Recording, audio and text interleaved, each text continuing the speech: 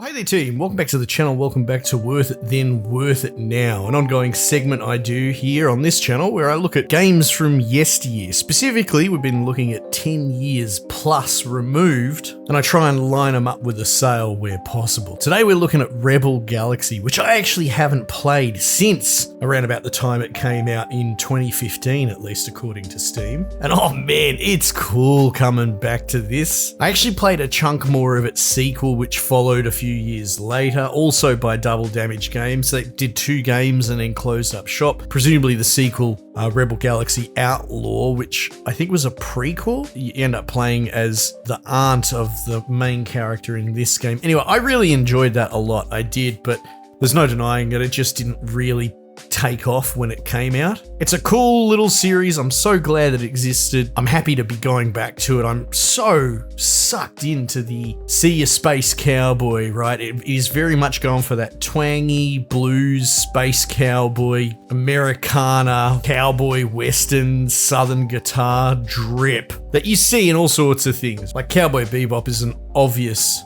inspiration, but even a few years after this, you've got Hard Space Shipbreaker, a thing that kind of made my channel, even though they torpedoed their own development and studio towards the end of it. And in more recent years, like Star Trucker. Anyway, there is this sub-genre or theme within sci-fi, which is best described as that space trucker-esque vibe. And this is one of the OG games that really nailed it. And the soundtrack is excellent, going from Audio Slave-esque depression drawls to high and low pace blues rhythm. And all of this is pinned together by a big focus on a arcadey yet lumbering spaceship simulator in third person with a focus on broadsides. Kind of reminds me of World of Warships, a game that I haven't played in a little while, but I put a lot in at the time. So that same focus of maneuvering, shield facing, and lining up broadsides, which for many is the core of what they imagine a lot of sci-fi space battles to be. I'm not talking about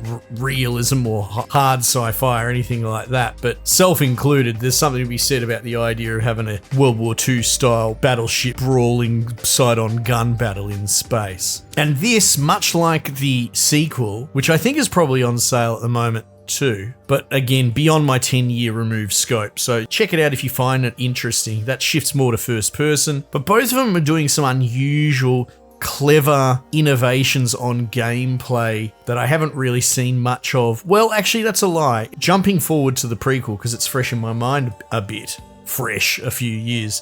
They really leaned into a like chase cam lock-on system where you would hold, I think it was something like left trigger, and you would auto chase whatever ship you were locked onto. It was really cool actually. It made for cinematic dogfights and fun, and you could argue it takes a certain aspect out of it, but these games are never trying to be sims. They're very arcadey. And I'm certain that I've seen similar chase camera pursuit movement systems in space battles since. So I know that got aped and was original in and of itself. In this, it's doing some more interesting things like the game moves in a flat plane in 2D space. You don't really have a Z-axis, a verticality, and yet you're broadsiding an enemy and the enemies are moving freely above and below you. And more of that is to add to a cinematic immersion. You know, systematically under the hood, it's operating on a flat plane, but if you make it really explicit visually, it probably takes away some of the immersion. And the answer to it is that you can sort of line up your broadsides by holding a aim trigger. They call it precision aim. And as long as you're lining it up with the enemy and they aren't too high or too low above you, you can tilt the camera up and have a look, but it has a gentle lock-on that will drift up and down. If something's like really high above you or below you, you won't be able to hit it, but chances are if they are just like a little fighter zooming past, and you have other answers to that, namely like with your starting ship, for example, there's like auto turrets associated with it. You can switch to the turrets and use them, but they're not your main damage output. The broadsides is where you're supposed to be. but the turrets help handle things that move into that Z axis and shut them down. And you can outfit different gear. A lot of it is range dependent, you know, flak is close, there's mid-range and there's more long-range sniping. And there's call and answer, rock, paper, scissors type stuff. Certain rockets or shield breakers, weapons that are better against capital ships, some that are specifically for fighters.